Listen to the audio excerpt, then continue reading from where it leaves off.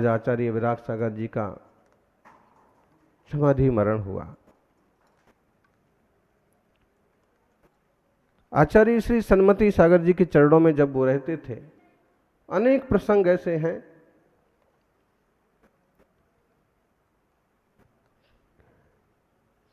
कि जो आज भी शिक्षा देते हैं। नागपुर की बात है,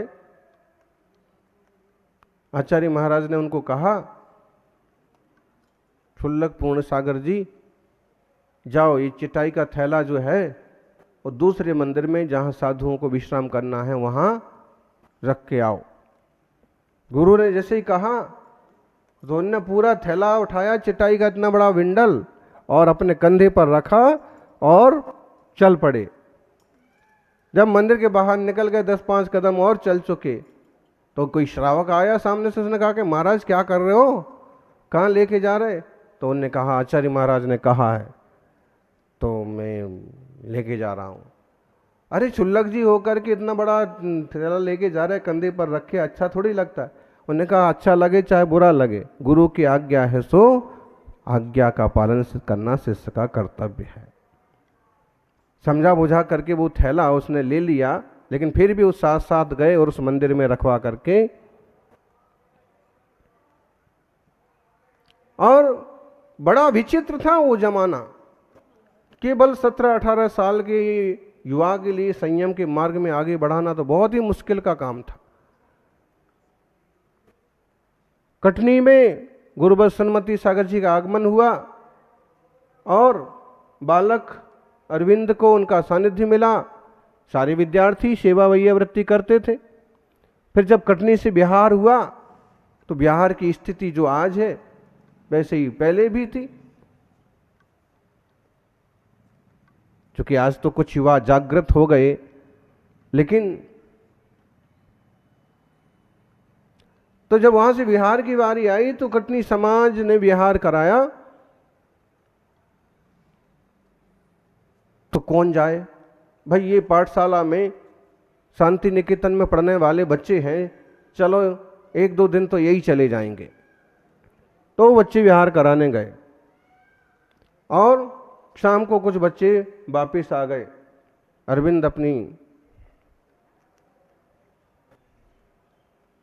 धुन में, उनको 3 दिन हो गए वापस नहीं आए। तो स्कूल के प्राचार्य वगैरह मनाने गए तो उन्होंने कहा कि नहीं, अभी तो मैं गुरु महाराज के चरणों में ही रहूंगा। फिर चलते चलते ये कह दिया कि देखो अब बुढ़ार तक तो जब जहां तक संघ जाना है वहां तक पहुंचा के आऊंगा। और वहां तक पहुंचाते पहुंचाते सेवा वैयावृत्ति करते करते मन मोक्ष मार्ग के प्रति आकृष्ट होने लगा। एक दिन की बात है कि बाहर सोए हुए थे और खूब ठंड लग रही थी। आचार्य महाराज आधी रात को उठ करके आए, क्योंकि आधी रात में उनकी सामायिक होती थी। बाहर आए हाथ मुंह धोने लघु शंका के लिए, तो देखा कि बच्चे ठंड में सिकुड़ रहे हैं। तो पास में पड़ा हुआ बिछाने वाला जो फर्श था उन्होंने उनके ऊपर डाल दिया, कम से कम ठंड तो नहीं लगेगी। अब ये जो चीज थी वो अरविंद जो थे वो कि किसने ठंड से बचने का उपाय किया, तो देखा कि आचार्य महाराज है। तो बस चुपचाप पड़े रहे और फिर सोचने लगे कि बताइए इतने दयालु कृपालु गुरुदेव हैं, इनके चरणों में अपना कल्याण जरूर होगा। फिर उन्होंने और वैयावृत्ति चालू की और आग्रह आचार्य महाराज से आग्रह किया कि मुझे दीक्षा प्रदान करो। उन्होंने समझाया कि तुम बहुत छोटे बच्चे हो, तुम्हारी पढ़ाई बाकी है, तो भी कुछ भी है, मुझे तो आपसे दीक्षा लेना है। अच्छा ठीक है, बुढ़ार चल के देखेंगे। वहां पहुंच गए, वहां फिर आग्रह किया, कहा तुम्हारे माता पिता नहीं आए हैं, कैसे होगा? तो कुछ नहीं, मुझे तो दीक्षा लेना है। माता पिता आ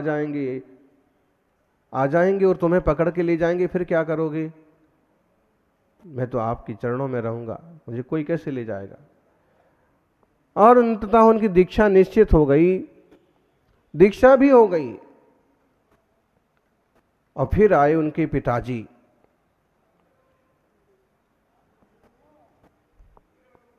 कपूर चंद कपूर की तरह सुलगते हुए आए और उन्होंने आचार्य महाराज को भी कुछ ऊंचा नीचा कहा। फिर भी महाराज ने कुछ ध्यान नहीं दिया। और फिर जब शुद्धि को गए तो ये थे क्षुल्लक पूर्ण सागर एकदम बराबर चल रहे थे गुरु महाराज के। तो इनको मौका नहीं मिला हाथ पकड़ करके घसीटने घसीटने का, डांटने पीटने का। तो क्या बोले कि एक दिन तो दीक्षा को हुआ नहीं और गुरु के बराबर चलता है। तो उनने सोचा बात तो सही है, तो पीछे चलने लगे। और जो पीछे चलने लगे तो हाथ पकड़ के और तो श्रावकों ने समझाया। फिर देखो कि क्षुल्लक जी हैं, क्षुल्लक जी के साथ ऐसा व्यवहार नहीं करना पड़ता है, मंदिर में बैठ के शांति से आप बात करो। तो और बिफर गए, जाकर के पुलिस थाने चले गए। तो पुलिस थानेदार को कहा कि देखो महाराज ने हमारे बेटे को दीक्षा दे दी है और ऐसा वैसा। तो थानेदार था थोड़ा समझदार था, उसने कहा कि महाराज ने दे दी कि तुम्हारे बेटा की भी इच्छा थी, उसने भी दीक्षा ली, तो हमारे बेटे ही ने तो कहा तो ही तो दी। जब तुम्हारी बेटी ने कहा और उन्हें दीक्षा दी तो इसमें क्या FIR लिखे? उन्होंने कहा नहीं, रिपोर्ट लिखो। देखो भाई, थानेदार ने समझाया कि दुनिया में लोग, युवा लोग क्या क्या पाप नहीं करते हैं। 15-17 साल के लड़के इतना उपद्रव करते हैं, नशाखोरी करते हैं, अय्यासी करते हैं। तुम्हारा बेटा तो साधु बन गया है, तुम तो भाग्यशाली हो। उसने कहा कि भाग्यशाली कुछ नहीं, तुम तो रिपोर्ट लिखो। तो भी थानेदार ने और समझाया कि भाई लिख तो दूंगा, लेकिन ये जब इतनी छोटी वय में इतना बैरागी है, इतना पक्का है, तो आगे जाके कुछ बड़ा बनेगा, सोच लो। और रिपोर्ट लिखाओगे, फिजूल का कलंक और लगेगा, कोई कार्रवाई होगी तो अभी रुक जाओ, रिपोर्ट बाद में लिखा लेना, पहले देख लो इतना बढ़िया काम कर रहा है आपका बेटा। तो मुझे तो इतना अच्छा लग रहा है कि मैं जाकर के उसे नमस्कार करूं, और उसे तो मैं जब नमस्कार करूं तब करूं, मैं तो जिसने जन्म दिया है पहले आपको ही नमस्कार करता हूं। और थानेदार ने उनके पांव छुए, तो वो कहने लगे अरे मेरे पांव मत छुओ, रिपोर्ट लिखो।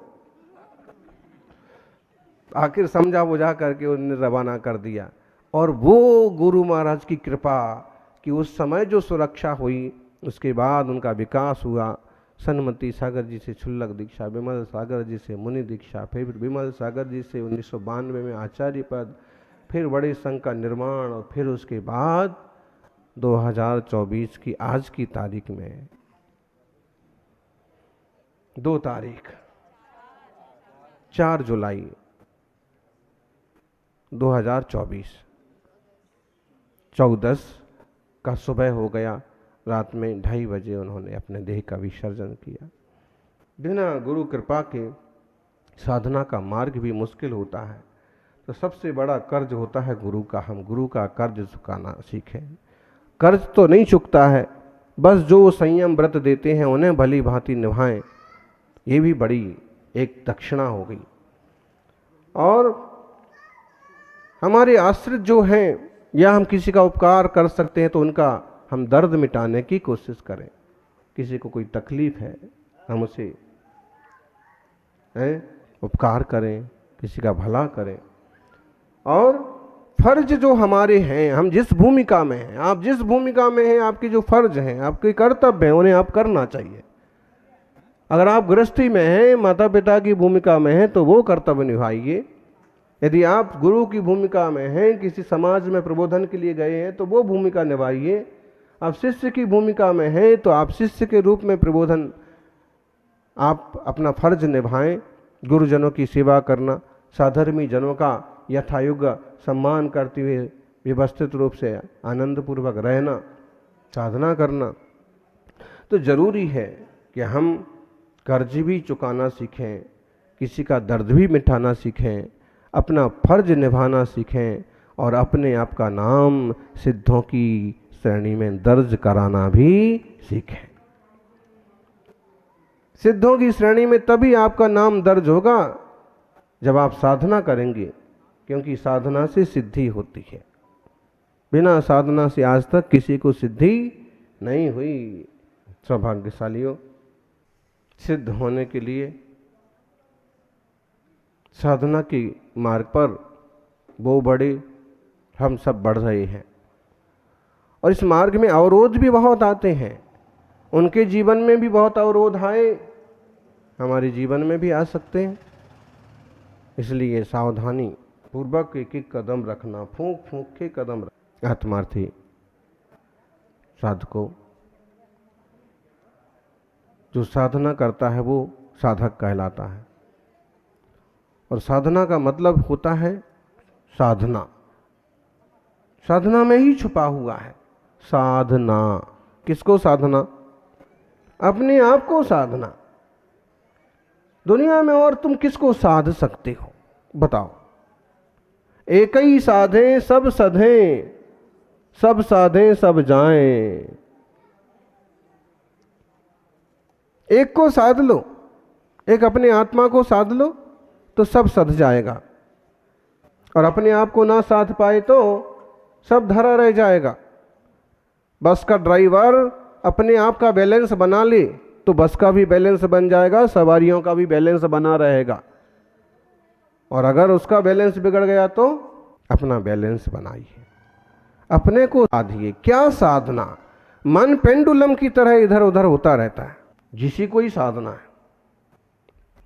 मन के जीते जीत है, मन के हारे हार। मन को जो जीता नहीं तो डूबे संसार। मन तो कुछ और चाहता है, शरीर तो कुछ और चाहता है, लेकिन साधना का मार्ग कहता है कि नहीं, खतरा है। विषयों के मार्ग पर खतरा है, इंद्रियों की चंचलता के मार्ग पर खतरा है, और डूबने का पूरा पूरा खतरा है। मन वचन काहे को साधो। काहे को साध लिया तो वचन को भी साध लो आप, और वचन सध गया, मौन रहना आ गया, तो अब मन को भी साधो। जो मन को साधे वही साधु। साधना की धुन जैसे लगी वो साधु।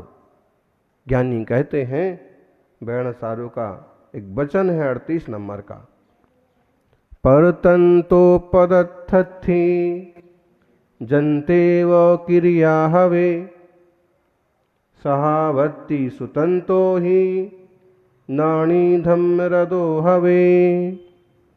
परतंतो पदत्थि, जो पदार्थार्थी है, जो पदार्थ की इच्छा रखने वाला है, वो परतंत्र है।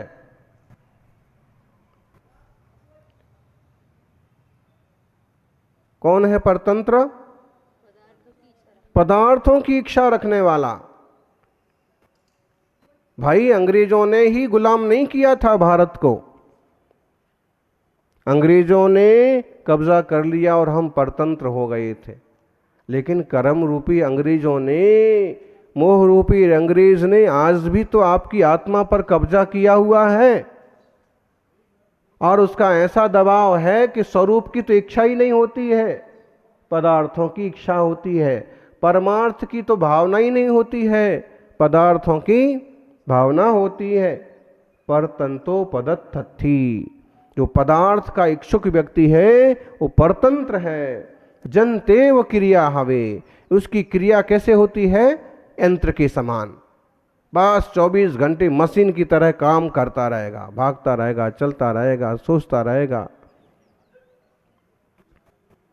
सहावत्ति सुतंतो ही, जो स्वभावार्थी है, जो स्वभाव का अनुभवी अनुरागी पुरुष है, वो नाणी है, ज्ञानी है, धम्म रदो हवे, और वह ही धर्मरथ है। ध्यान में आया? ज्ञानी पदार्थ की इच्छा रखने वाला पदार्थ का ही गुलाम बना रहेगा, वस्तुओं की गुलामी करता रहेगा। ये चाहिए, ये चाहिए, ये चाहिए, I want more and more, और चाहिए। लेकिन आई वांट पीस तो कहते हैं नहीं, जब तक आई के साथ वांट लगा हुआ है तब तक भी खतरा है।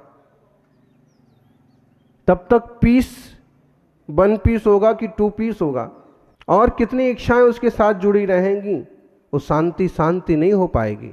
एक इसलिए I want peace, no I peace, only peace, मैं शांत हूं, I am peaceful, I am happiness.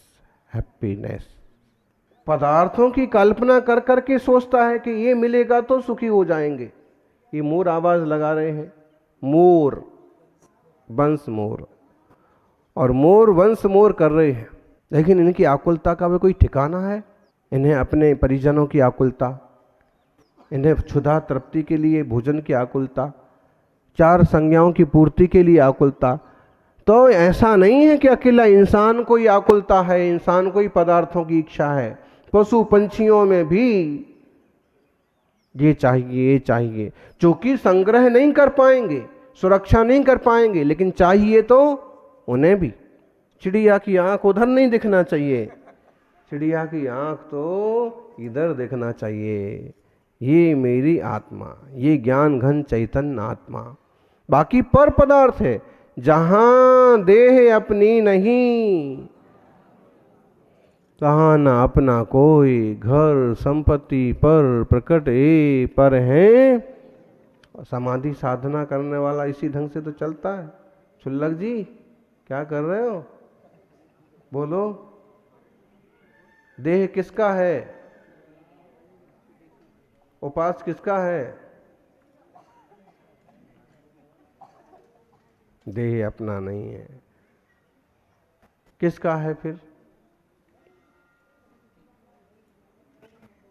बोलो, अरे भाई रचना किसकी है? ये पुद्गल की है। मैं चैतन्य घन आत्मा हूं। चेतना और देह से जब पृथक होती है ना, तो अगर विवेक पूर्वक पृथक हो तो वही समाधि मरण कहलाता है, और अज्ञानता में मरते हैं तो वो सिर्फ मरण कहलाता है। अपनी चेतना को जगाएं, चैतन्यमय स्वरूप को उपलब्ध हो जाएं, और स्वभाव संबंधी क्रिया में लग जाएं। एकदम कभी गुस्से में, कभी मान में, कभी मायाचारी में, कभी लोभ में, कभी ईर्ष्या में, कभी द्वेष में, इसमें ही वक्त जाता है। कभी राग में, कभी द्वेष में, इसमें वक्त जाता है। ये सब फिजूल का काम हो रहा, इसमें आत्मा की शुद्धि तो बिल्कुल भी नहीं है। और जो वीतरागिता के दर्शन में, वीतरागता की आराधना में और वीतराग स्वरूप के चिंतन में आनंद है, वो मोक्ष मार्ग है।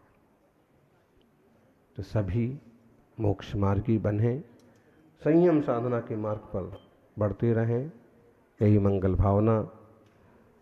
जय बोलिए 24 तीर्थंकर भगवान की।